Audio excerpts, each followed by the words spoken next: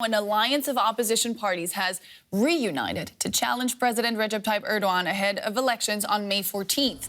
The leaders have agreed on Kemal Kilicdaroglu to face off Erdogan in the election. Kilicdaroglu was already seen as the front-runner, but the opposition alliance fractured last week after one of the six parties refused to endorse him.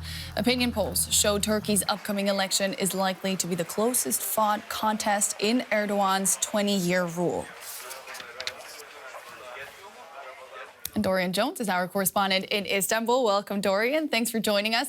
Now, only a few days ago, the alliance between Turkish opposition leaders fractured as one of the six parties refused to endorse Kilicdaroglu. What has changed?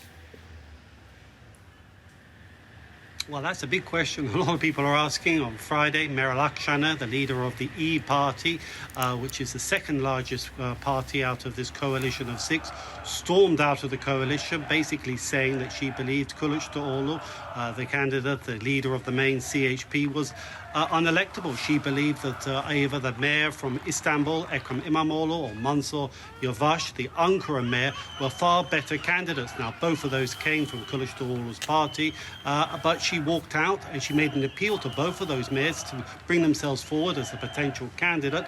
Neither of them did. They stood by the leader of their party, and she had really nowhere else to go, and she has returned back to the fold. And now the coalition of five is now coalition of six, and they're united behind Kemal Kilicdaroglu, and they're all geared up to challenge President Erdogan. Now, who is Kemal Kilicdaroglu? Tell us a bit about him.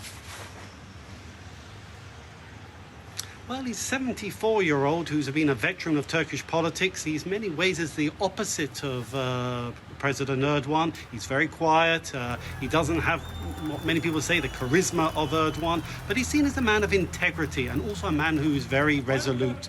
And he's Kurdish. He's from Turkey's ethnic minority Kurds, and also an Alevi, this liberal Islamic sect, which many conservative Turks consider as heretics, and many people say there's another reason why Kılıçdaroğlu will struggle in the campaign.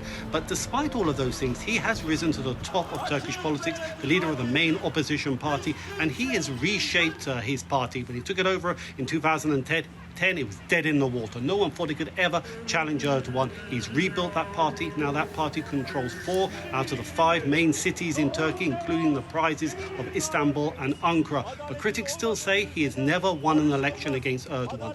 But this one is expected to be the closest in Erdogan's history. What do you think are his chances? Well, I mean, the President Erdogan really is fighting a very tough battle. Inflation is anything between 80 and 100%, sometimes maybe even higher. There is a cost of living crisis in this country. And then we had these devastating earthquakes, the worst in Turkish Republic's history. There's a lot of acrimony over the response of the government and also why so many people died and the failings of those buildings. That's going to be a key election on the agenda. And that is why many people think Erdogan will be facing the toughest fight in his career. Many polls put him far behind the opposition in the parliamentary elections, and also possibly neck and neck with Kılıçdaroğlu. It's going to be a very close fight, and what many people say is probably the most important election in Turkey's history. I know this may be hard to answer in only the couple of seconds that we have left, but what would a change of rule lead to in Turkey at home and internationally?